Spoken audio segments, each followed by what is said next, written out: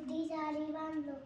એક એક મસ્ત જંગલ હતું. એમાં એક નદી રહેતી હતી. એના કિનારે એક જાંબુડાનું ઝાડ હતું. એના ઉપર એક વાંદરો રહેતો હતો. અને નદીના થોડા કિનારે એક મગર તરતો હતો. એનું ઘર એક નગરી મગર રહેતો હતો. એક દાડે મગર આવે પછી વાંદરો રોજ જાંબુ આપતો હતો. વાંદરો તે બે વચ્ચે મિત્રતા થઈ ગઈ. તે પછી એક દાડે મગરભાઈએ કીધું કે હું આજે થોડા વાંદાભાઈ જાંબુ થોડા વધારે આપજો. તે થોડા વધારે આપ્યા.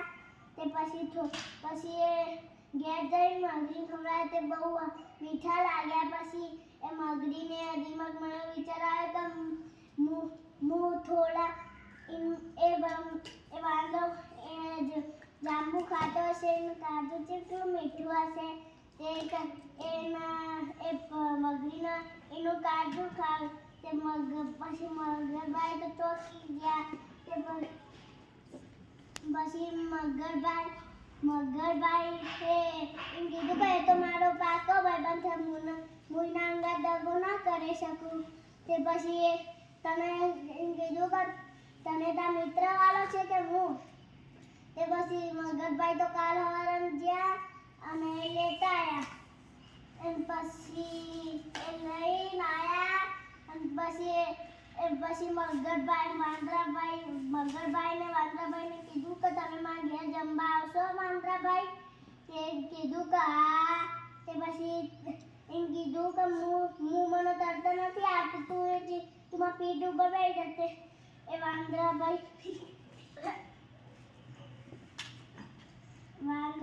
કૂદકો મારી પીઠ ઉપર બેસી ગયા. પછી બે નીકળી પડ્યા. પછી તે વાંદરાભાઈએ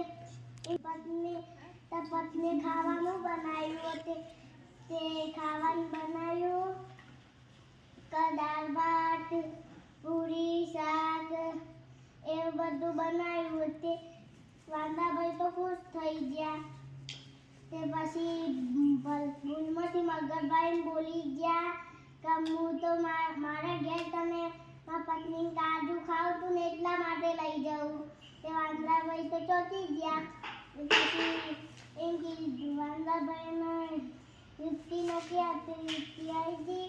તે પછી વાંદરાભાઈએ એમ કીધું કે મારું કાજુ ગંદુ થઈ ગયું ને એટલે ઝાડ ઉપર ધોઈ ઉગાવા મેલ્યું છે. તે પાછા વળીને પાછું એનું કાજુ લેતા આવ્યા. અને વાંદરાભાઈ કિનારેની કિનારે આવીને એટલે વાંદરાભાઈ કૂદીને પછી કીધું કે મેં તો તારો પાક